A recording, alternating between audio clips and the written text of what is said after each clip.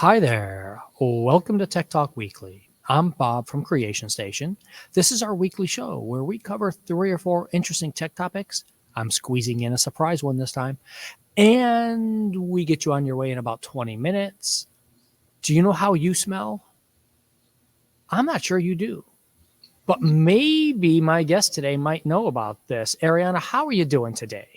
I'm doing great, and thank you for having me, Bob. Oh, glad to. So tell us, you're out at Southwest Regional Library. Tell everybody what you do out there. Yes, hi, I'm here at Southwest Regional Library. I'm a library specialist. Essentially, I help you with your accounts, making sure that your accounts stay in tip-top shape. We always ask, for books to return timely and efficiently, and what we do is to make sure all of those lovely books stay on our shelves and access to you in your catalog and your collection. So Yeah.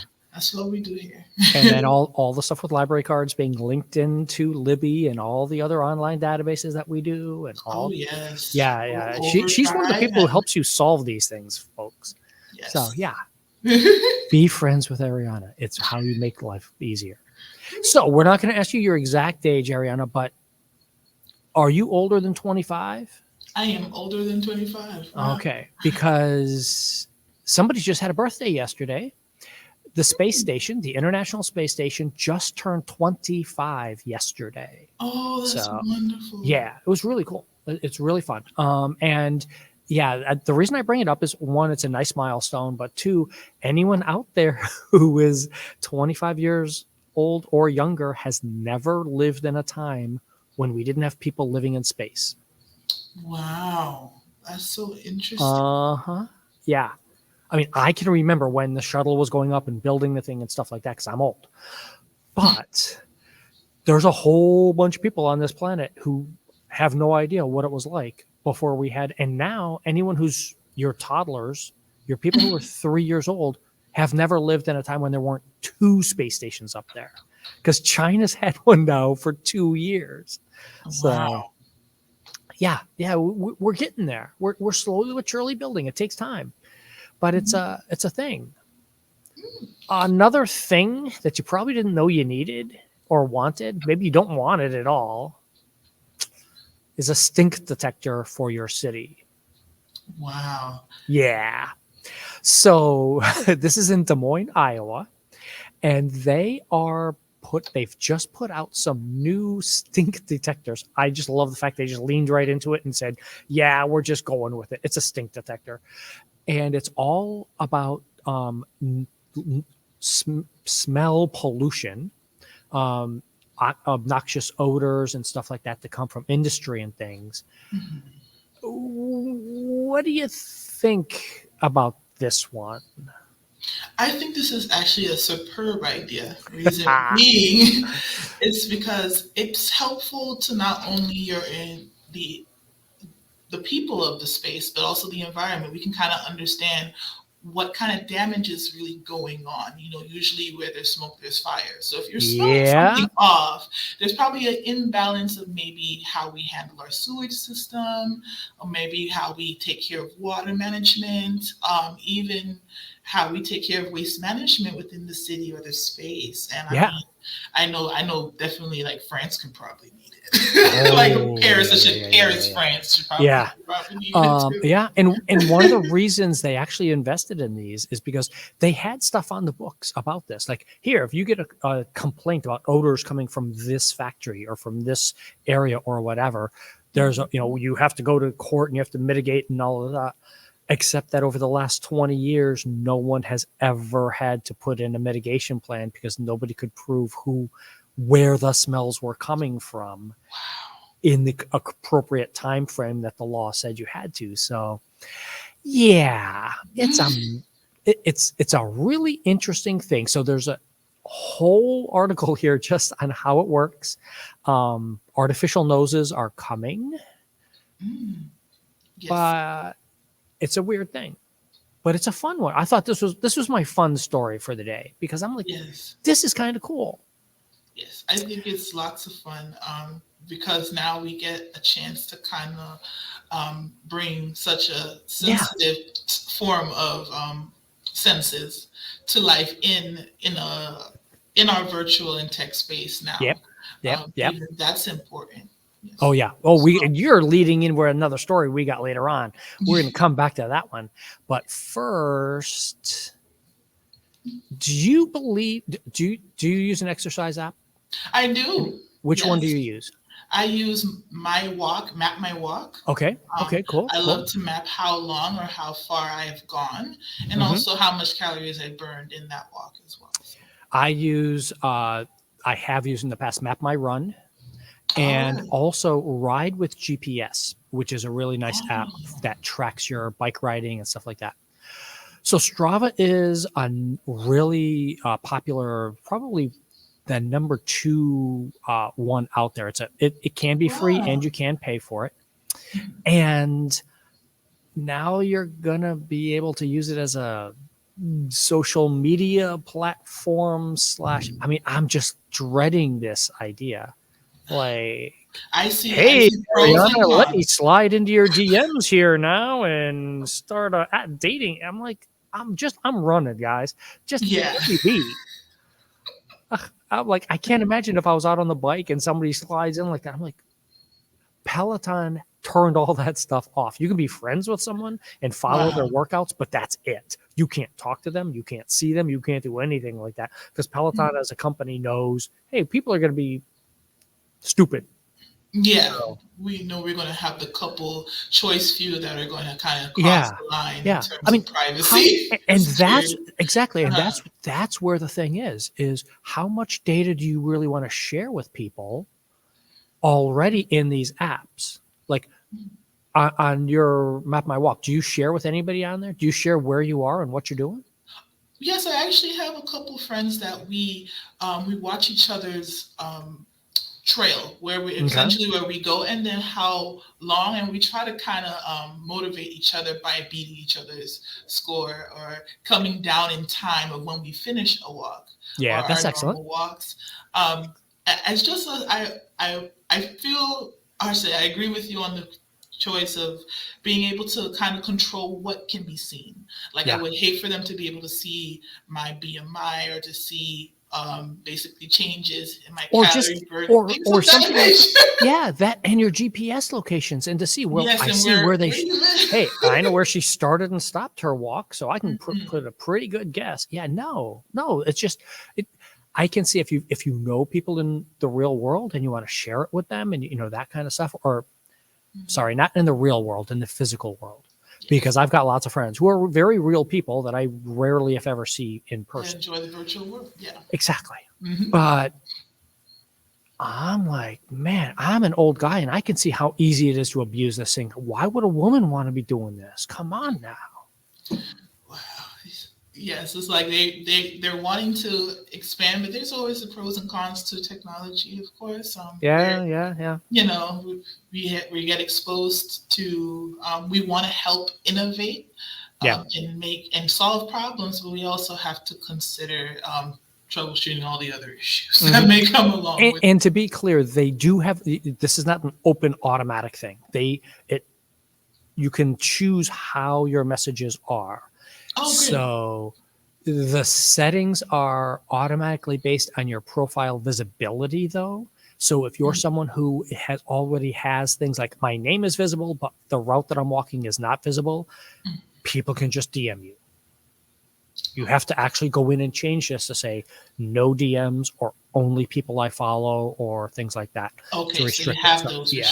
Okay, you have some restrictions if you know to go look for them after the fact. Pay attention, folks. Yes. Now, coming back to your comment earlier about things you can do and helping people with that, Microsoft's updated it's called Seeing AI app instead of Seeing Eye app. And it's designed so that when you use the camera on your phone, it looks at it and the AI tells you what you're looking at. So if I'm walking down the street and I know there's a tree near me, I can point my phone's camera at it and the AI will analyze what the tree is and then tell me out loud what type of tree it is, all the details about it and stuff like that. So it's a really great way of getting accessibility to people. And they've, because of the AI addition recently, they are now up to 18 languages. So it's not just English, because way too often we just presume the person's going to be speaking English. Now they're in 18 different languages, so you can use this all over the planet, which is great. That's great. I even heard that they're moving up to 36 languages very soon. Yeah, they're going to try. They're going to try. Yes. Tell me what. Yes, I think it's wonderful because I believe first and foremost it's a responsibility as us as the human race to accommodate all of those that need accessibility or have accessibility challenges that they have to face. Yeah. So this is just another level, and I'm so glad they're using AI in this way to expand that reach to those who have vision issues, even not just for the blind necessarily, but those of seeing pretty much. Anything or need help with sensory of any kind. So, and this is really good. I can see using this for elderly people because it will scan medication. You can scan barcodes, and it will tell you this item is this. So that if somebody gets confused and they're like, "Wait, I opened up this bottle. Which bottle is this? What's in this bottle?" You can scan it, and it'll know. It's not to the point where you can actually scan the pill and it'll automatically know the pill, although it's close. They've been experimenting with that. I think they just don't want it out for general purpose use yet, but I've seen some experiments with it. I actually have a device that could do that from like 6 years ago. Oh, that's great. Yeah. So yeah, some of this stuff, it's purely chemical. It used to be purely chemical analysis, which is what my old device used to do. And now that they've got the AI working so well with visual, that I'm just waiting for that time when the visual and the chemical stuff marry up, and you'll be able to just save tons of lives. There's the tricorder from Star Trek. Just scan it, and this is what's in that food, and this is what's out there. Yep. It's coming. It is coming. We're getting there.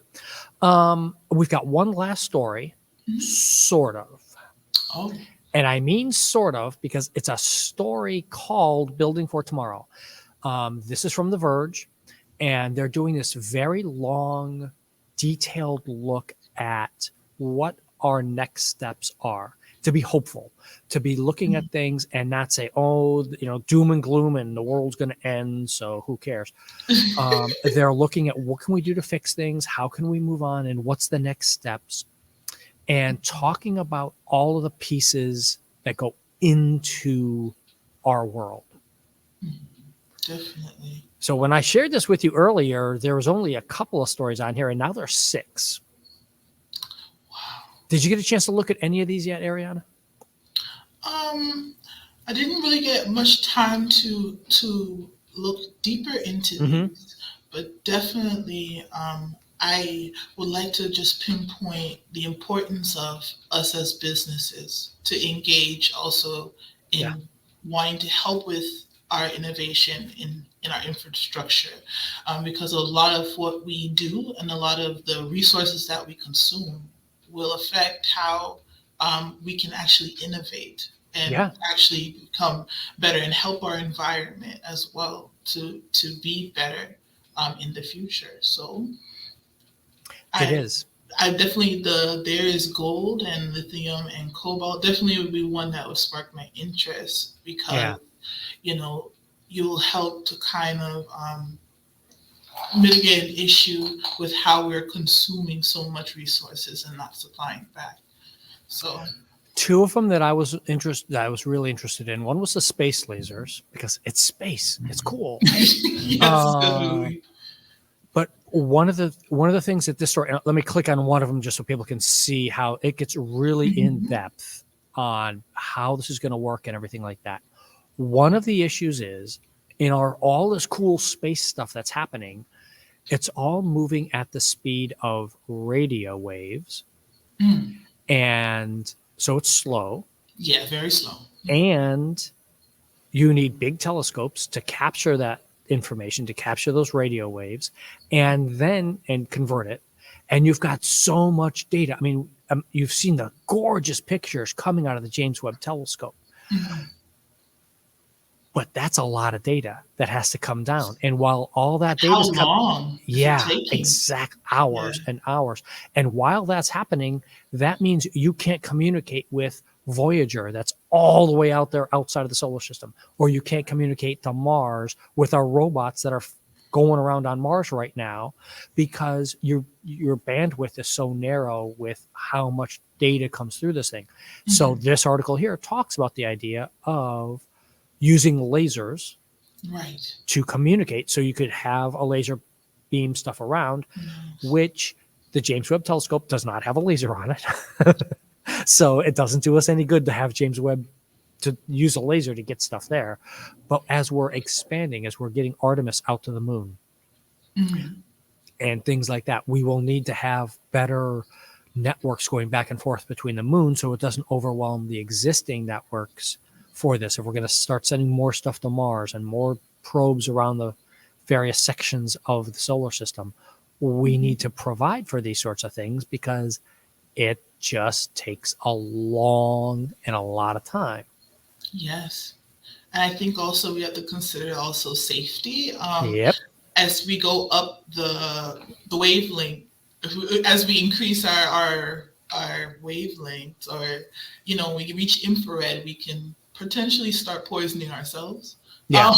Yeah. So I believe 100%. there's a safety issue. Yeah. But I do believe we can probably stretch for an infrared wave. Oh yeah. It would And that's the advantage. they're already telling having time these. using lasers. So yeah, that's the advantage of using lasers also, is that they're much more pinpoint, and these are big arrays. This isn't like your little microwave. This is, the big, huge things. Remember what Arecibo was in Puerto Rico before that crashed. Wow. So you've got that ability there. One of the other stories that they went into is about broadband, and we've talked about it on the show before. The internet is a necessity. It's not something that people can get away with and say, oh, well, I don't care about that anymore. Oh, everybody has access. No, they don't. And who's in charge of making sure you have that access?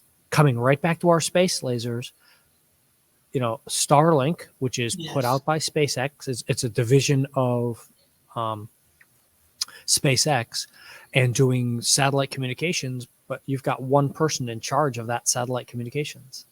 Oh, wow. And if he wants to turn off your country, he can. And if he wants to turn off individual people, he can. Wow. And that's a lot of power for one person. way too much power. Yeah, right. Yeah.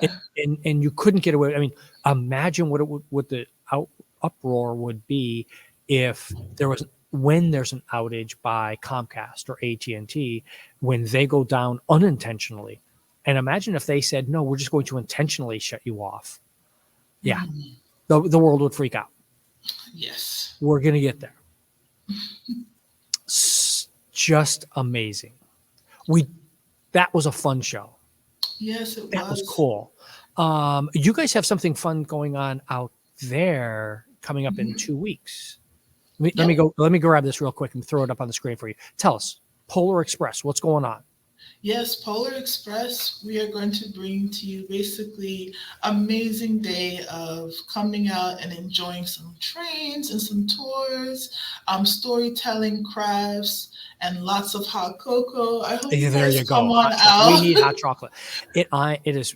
I know the rest of the world out there is laughing at me when I say it is too cold right now because it's in the 60s. But trust me, I am moving south because it is too cold at 60 degrees.